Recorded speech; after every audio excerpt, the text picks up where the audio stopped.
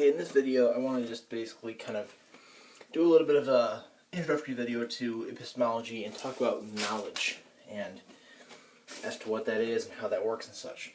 First off, two great things to read to learn about epistemology following the whole logical positivist era. I mean, this is mostly talking about stuff that followed like the 50s and 60s, following logical positivism, talking about more of contemporary stuff, like following the 60s, or following the 50s-ish. First of all, a great thing to read, which was published in 1956, is Ayer's Knowing is Having the Right to Be Sure. That's where this whole formulation of knowledge comes from. And the thing that if you take any theory of knowledge or epistemology class that you will definitely read is Edmund Gettier is Justified True Belief Knowledge. This anthology, put together by Humer and Robert Audi, I think is a great one. Has a lot of really good stuff in it. So Gettier, I believe, published his article in 65, maybe? I forget.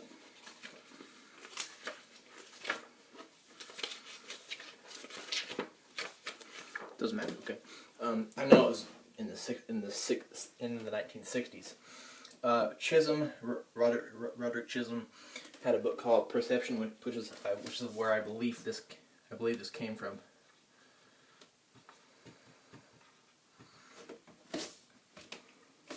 Okay, so this was 1956, I know. The early 50s was when kind of the logical positivist kind of thing fell downward. The whole paradigm of that kind of fell off. People like Ayer and Quine kind of came on the scene and were doing, I think they still kind of are logical positivists, but they were doing different things.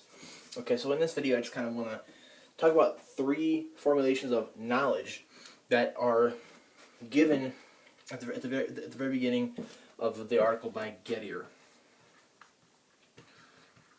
which is Justified True Belief Knowledge. So prior to Gettier,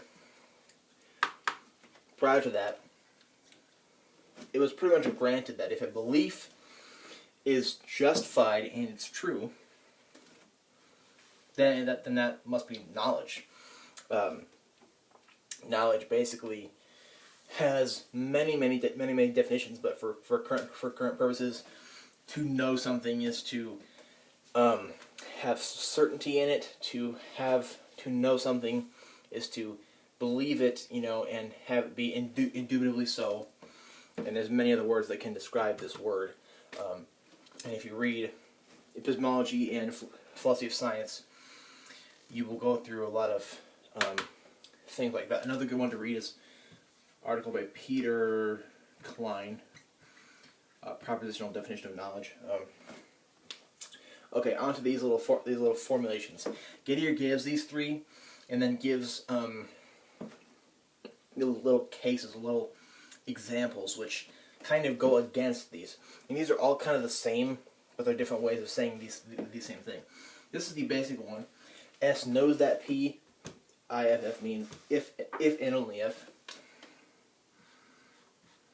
The biconditional. S knows that P if and only if P is true. S believes that P, and S is justified in believing that P. So here we have the whole thing that justified true belief is knowledge. And I kind of want to talk about what I think about this at the end of this. So if you don't have to watch through that if you don't want to. However, I would like to start a bit of a discussion over these basic concepts. Second, by Roderick Chisholm. It looks like Chisholm, but it's pronounced Chisholm. S knows that P, if and only if S accepts P. 2, S has adequate evidence for P. And 3, P is true. So it's another way of looking at it. But these all are pretty dang similar, I would say. Finally, Ayer's. Among these three, they all kind of represent the JTBK relation. Is that justified true belief is knowledge. All three of these kind of represent that whole kind of connection.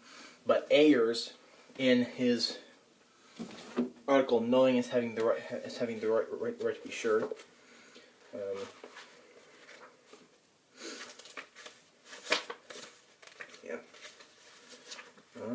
Where is it?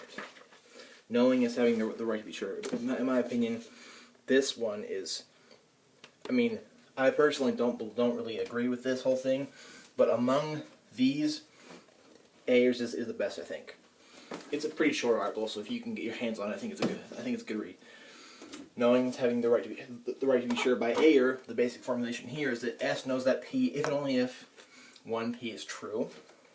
2, S is sure that P is true.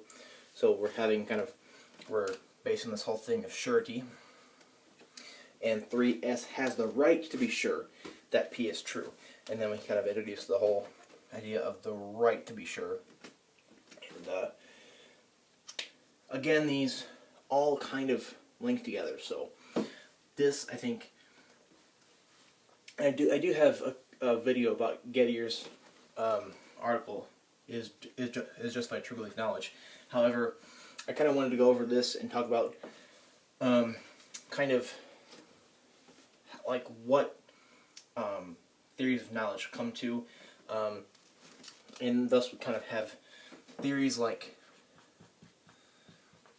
externalism and internalism, which kind of give ways that one can be justified in ways that one can know things, and these two differ on one certain thing. As to whether one has cognitive access, I think, is the basic one. I have video on these, one here and 2 videos, both on each on one on this, one on this.